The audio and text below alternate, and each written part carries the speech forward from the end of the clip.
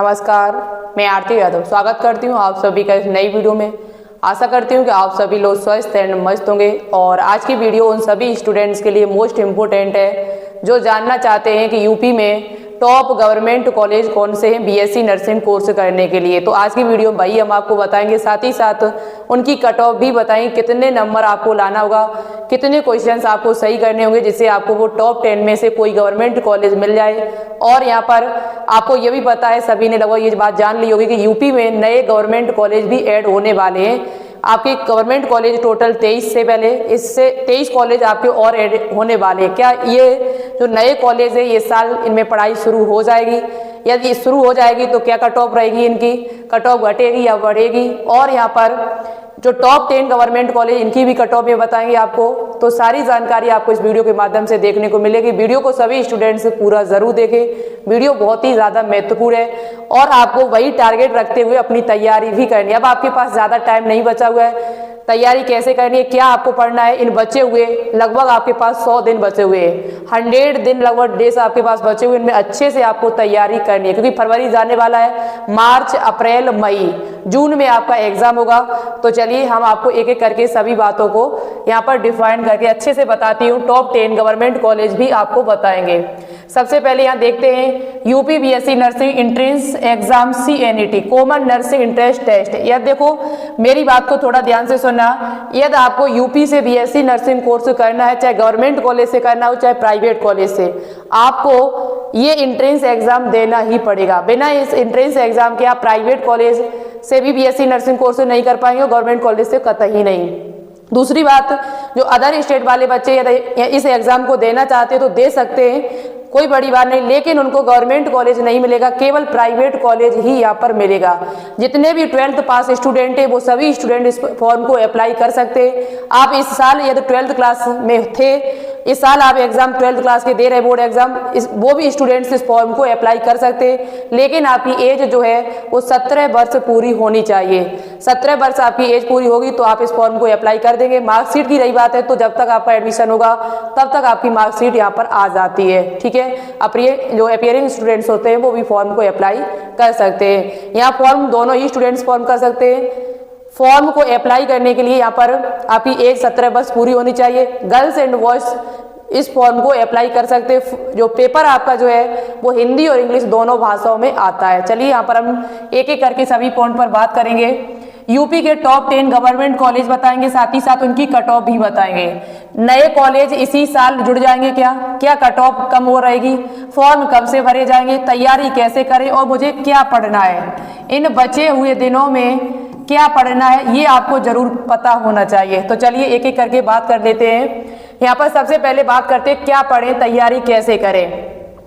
UP जो ये CNET का जो एंट्रेंस एग्जाम है इसमें आपसे पूछा क्या जाएगा, तो यहाँ पर आपसे फिजिक्स, साथ ही साथ फिजिक्स के साथ साथ आपसे पूछा जाएगा, यहाँ पर फिजिक्स के क्वेश्चन आपसे पूछे जाएंगे। यहाँ पर कितने, फिजिक्स के साथ साथ आपसे केमिस्ट्री पूछी जाएगी। केमिस्ट्री के बाद आपसे बायो क्वेश्चन यहाँ पर पूछे जाएंगे। बायो के बाद आपसे इंग्लिश के क्वेश्चन पूछे जाएंगे। इंग्लिश के बाद आपसे नर्सिंग एप्टीट्यूड के क्वेश्चन पूछे जाएंगे। इन सभी के क्वेश्चन जो है वो 40-40 पूछे जाते हैं, तो 40 गुणे 5 करेंगे, 5 सब्जेक्ट से क्वेश्चन आते हैं तो टोटल आपके 200 क्वेश्चन हो जाते हैं। 200 में से आपको कितने नंबर यहाँ सही करने हैं, कितने क्वेश्चन आपको सही करने हैं वो भी अभी हम आपको बताएंगे आगे चलकर। 200 में से यहाँ क्वेश्चन जो पूछे जाते हैं वो 1 नंबर का एक क्वेश्चन आपका आता है। हिंदी और इंग्लिश दोनों भाषाओं में यहाँ पर पेपर आता है। निगेटिव मार्किंग आपकी नहीं है। यहाँ फॉर्म को गर्ल्स एंड बॉयज दोनों ही अप्लाई कर सकते हैं। कौन स्टूडेंट, जो फिजिक्स केमिस्ट्री बायोलॉजी वाले, यदि आपके पास physics chemistry biology 12th class में रहा है तो आप फॉर्म को अप्लाई कर लेंगे। आपने इस साल 12th पास किया है, इसी साल बोर्ड एग्जाम दे रहे हैं, तब भी आप इस फॉर्म को डाल सकते हैं, ठीक है। जितने भी 12th पास स्टूडेंट है वो डाल सकते हैं। आपकी एज जो है वो 17 वर्ष पूरी होनी चाहिए। इतनी बात आपकी कंप्लीट हुई। अब बात यहाँ पर कर लेते हैं हम किसकी, आप तैयारी कैसे करेंगे, क्या पढ़ेंगे। तो देखो फिजिक्स केमिस्ट्री बायोलॉजी के लिए आपको क्या पढ़ना है, तो फिजिक्स केमिस्ट्री बायोलॉजी के लिए आपको फिजिक्स केमिस्ट्री बायोलॉजी ये आपको 11th प्लस 12th दोनों ही क्लास की पढ़नी पड़ेगी। बस ये ध्यान रखें, आपको ज्यादा हार्ड क्वेश्चन नहीं पढ़ने, बहुत ही नॉर्मल क्वेश्चन लगाने, बेसिक मॉडरेट क्वेश्चन आपको लगाना, न्यूमेरिकल ज्यादा कठिन कतई नहीं लगाना, थ्योरी बेस्ड क्वेश्चन पूछे जाते, बड़ी बड़ी रिएक्शन नहीं लगाना, क्रिया नहीं पढ़ना है आपको, बहुत ही नॉर्मल क्वेश्चन आपको लगाने हैं, क्योंकि 2-3 साल से 4 साल से लगातार मैं देख रहे हैं बहुत ही इजी क्वेश्चन पूछे जा रहे हैं, बेसिक क्वेश्चन आपसे पूछे जा रहे हैं। इन जो पेपर आपका आता है इसमें लगभग 30% आपके ऐसे क्वेश्चन पूछे जाते हैं जो बिल्कुल जीएस जनरल साइंस के क्वेश्चन होते हैं, जनरल क्वेश्चन आपसे पूछे जाते हैं जो आराम से आप कर सकते हैं यदि आप हमारी क्लास 11 बजे वाली फॉलो कर रहे हैं। तो 11 बजे डेली लाइव क्लास चलती है, उसमें मैं जीएस के क्वेश्चंस आपको करा रहे हैं यूपी सीनेट के लिए, यूपी जीटी के लिए। तो आप 11 बजे वाली क्लास जो है वो जरूर ज्वाइन करें, जिससे आपका जीएस का जो डर है वो खत्म हो जाएगा और जीएस आप अच्छे से करके आएंगे। रही बात आप फिजिक्स केमिस्ट्री बायोलॉजी की 11th-12th की, तो 11th ये आपके पास टाइम तो अब कम ही है, आपको थ्योरी पढ़ने का टाइम तो बचा ही नहीं है आपके पास। अब आपको ज्यादा से ज्यादा एमसीक्यू लगाने हैं, प्रीवियस ईयर क्वेश्चन से लगाने हैं और आपको टेस्ट यहाँ पर देना होगा। ज्यादा से ज्यादा एमसीक्यू पहले लगाओ, फिर उसके प्रीवियस ईयर क्वेश्चन मिल जाए कहीं पर बीएससी नर्सिंग पैरामेडिकल के, उन्हें लगाइए जीएनएम के, उसके बाद आप टेस्ट जरूर दें उस चैप्टर का। यदि ये काम यदि आप करते रहेंगे और ज्यादा कठिन क्वेश्चन आपको नहीं लगाने, न्यूमेरिकल ज्यादा कठिन नहीं लगाने, थ्योरी बेस आपसे क्वेश्चन पूछे जाते हैं। यदि आपको 11th क्लास पढ़ने का टाइम नहीं बचा है, 11th क्लास आप एक आध बार पढ़ चुके हो, तो ज्यादा से ज्यादा आप 12th क्लास पर ध्यान दीजिए। 12th क्लास को थोड़ा अच्छे से पढ़ लें, फिजिक्स केमिस्ट्री बायोलॉजी तीनों को ही पूरा पढ़े, एक भी चैप्टर छोड़ना नहीं आपको है। और यहाँ पर एमसीक्यू ज्यादा से ज्यादा लगाए, क्योंकि थ्योरी पढ़ने का टाइम अब आपके पास बचा नहीं है। और जितना भी पढ़े सब एनसीईआरटी आपको पढ़ना है, ठीक है, एनसीईआरटी आपको फॉलो करके चलनी है। ज्यादा कठिन क्वेश्चन कतई ही नहीं लगाए, फिजिक्स में तो कतई नहीं लगाए, बड़े बड़े लंबे लंबे क्वेश्चन लगाने की जरूरत नहीं है। ये क्वेश्चन नीट में पूछे जाते हैं, यहाँ आपसे नहीं पूछे जाएंगे, ठीक है। इतनी बात आपकी कंप्लीट हुई। और बची बात यहाँ पर नर्सिंग एप्टीट्यूड की, तो नर्सिंग एप्टीट्यूड में कुछ क्वेश्चन आपके जो होते हैं वो लगभग आधे क्वेश्चन लगभग आपके बायो से पूछे जाते हैं। बचे हुए क्वेश्चन आपसे हॉस्पिटल के पूछे जाएंगे, कुछ योजनाएं पूछी जाती है आपसे, जैसे जननी सुरक्षा योजना कब चली, इस प्रकार की कई योजनाएं, प्रधानमंत्री जन धन योजना कब स्टार्ट हुई, इस प्रकार के क्वेश्चन आपसे पूछे जाते हैं। कुछ आपसे साइन पूछे जाते हैं। तो वो क्लासें हमारे चैनल पर चलाई जा रही हैं लगातार। चलिए मैं एक बार क्लास का टाइम टेबल भी यहीं पर बता देते हैं। क्लास का टाइम टेबल क्या है, यहाँ पर फ्री में क्लासें चलती हैं, कोई चार्ज आपसे नहीं लिया जाएगा। फ्री में यहाँ पर क्लासें आपके लिए चलाई जाती हैं, कोई चार्ज आपसे नहीं लिया जाएगा।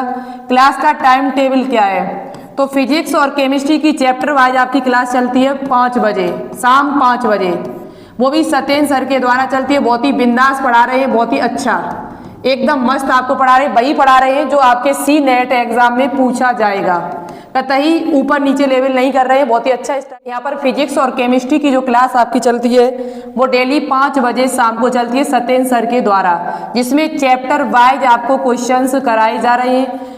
12th क्लास की जो फिजिक्स है वो स्टार्ट हो चुकी है आपकी। चैप्टर वाइज क्वेश्चन आप फिजिक्स केमिस्ट्री दोनों ही क्लास के कर सकते हैं, 11th प्लस 12th।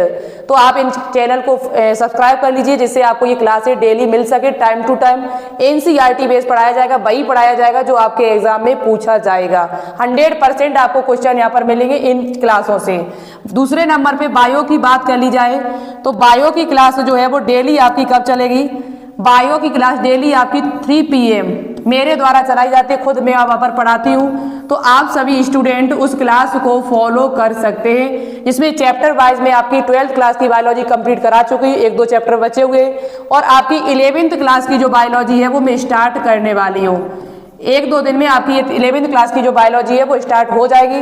तो आप चैप्टर वाइज यहाँ पर भी पढ़ सकते हैं मेरे द्वारा बहुत ही अच्छी तरीके से, ठीक है। और 9th और 10th की जो बात रही है, बेसिक क्वेश्चन 9-10 से आपके जो पूछे जा रहे हैं ज्यादातर, वो मैं आपको जीएस में कंप्लीट करा देंगे। जीएस में फिजिक्स केमिस्ट्री बायोलॉजी तीनों के ही क्वेश्चन कराती हूँ, तो 9th और 10th की फिक्र मत करो, वहां में हम करा देंगे।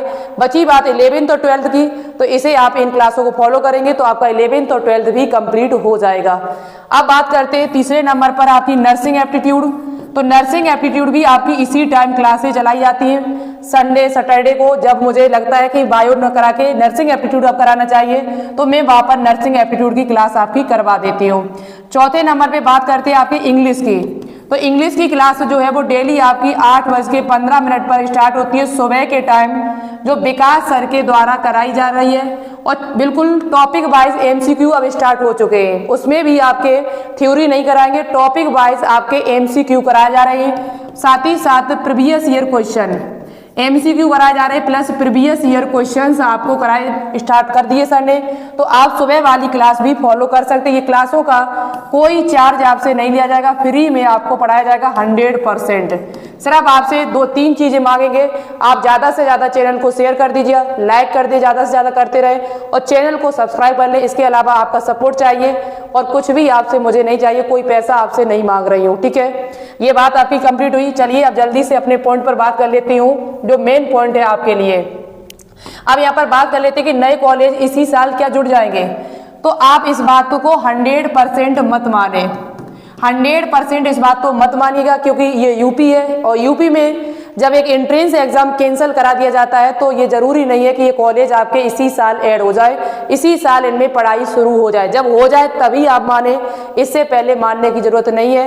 हाँ, हो सकता है उन्होंने न्यूज में लिखा था कि इस साल ऐड हो जाएंगे, बट ये पूर्णतः सही नहीं है। आप मान के चलिए वही 60 से 70-65%, 60 से 65% आप मान के चलिए कि हो सकता है कि कॉलेज इस साल से ऐड हो जाए। यदि ऐड हो जाते हैं, यदि ये कॉलेज जो आपके नए कॉलेज है 23 कॉलेज, ये यदि आपके ऐड हो जाते हैं तो याद रखें आपकी कट ऑफ जो है वो बिल्कुल कम रहेगी। तो आपकी कट ऑफ जो है वो बिल्कुल कम आपकी यहाँ पर रहेगी, लगभग 4-5 नंबर आपके जरूर यहाँ पर घटेंगे, 4-5-6 नंबर आपके जरूर यहाँ पर घटेंगे। लेकिन ये कॉलेज यदि आपके ऐड नहीं होते तो आपकी कट ऑफ जो है वो वही रहेगी जो पिछली ईयर गई थी, उससे 2-1 नंबर ज्यादा ही रहेगी। फॉर्म कब से भरे जाएंगे? तो फॉर्म आपके जो हैं वो अप्रैल महीने में आते हैं, अप्रैल महीने में आते हैं और मई तक आपके फॉर्म भरे जाएंगे और जून में आपका एग्जाम करा लिया जाएगा। जून में आपका एग्जाम हो जाएगा, 10 या 15 जून के करीबन आपका एग्जाम जो है वो करा लिया जाएगा। आपके पास ज्यादा टाइम नहीं बचा है, फरवरी जाने वाली है, 10 दिन बचे हुए इसमें। मार्च, अप्रैल, मई 3 महीना है, 30 या 90 लगभग 100 दिन मान के चलिए आपके पास है। 100 दिन में आपको अच्छे से तैयारी करनी है, ज्यादा से ज्यादा अपने आप को देना होगा। 7-8 घंटे 9 देंगे तो आपका आराम से सिलेक्शन हो जाएगा इन बचे हुए 3 महीने। अच्छे से पढ़ाई आप कर लेते हैं तो भी ठीक है। तो अप्रैल, मई, जून ये आपको पता है, जून में यहाँ पेपर होगा, मई तक आपके फॉर्म भरे जाएंगे, अप्रैल में भरना शुरू हो जाएंगे। तैयारी कैसे करें, क्या पढ़े, मैंने आपको सब बता दिया। 9th 10th की जो आप दिक्कत उठा रहे हैं कि 9th 10th में बेसिक क्वेश्चन होते हैं ज्यादातर, तो वो क्वेश्चन आप उनकी टेंशन मत लो। आप बुक पढ़ो चाहे ना पढ़ो, यदि आपके पास बुक है तो अच्छी बात है और नहीं पढ़ो तो अच्छी बात है। मैं आपको क्वेश्चंस करा देंगे, सारे क्वेश्चन आपको जीएस वाली कोई क्लास में मिल जाएंगे, 9th 10th दोनों ही क्लास के। फिजिक्स, केमिस्ट्री, बायोलॉजी आप जीएस वाली क्लास को अपनाइए, सारे क्वेश्चन यहाँ से ही आप करके जाएंगे, ठीक है। ये बात हो चुकी है। चलिए अब हम बात कर लेते हैं किसकी, कट ऑफ की बात कर लेते हैं। यहाँ पर जो मेन पॉइंट आपका बचा हुआ है, कट ऑफ की बात हम यहाँ पर कर लेते हैं। जो कट ऑफ आपकी जाएगी ऑल गवर्नमेंट कॉलेज, पहले सबसे पहले हम बात करेंगे जो टॉप जो टोटल गवर्नमेंट कॉलेज है आपके 23 कॉलेज आपके ये हैं और 23 कॉलेज आपके या तो और ऐड हो जाते हैं तो उनकी कट ऑफ क्या रह सकती है।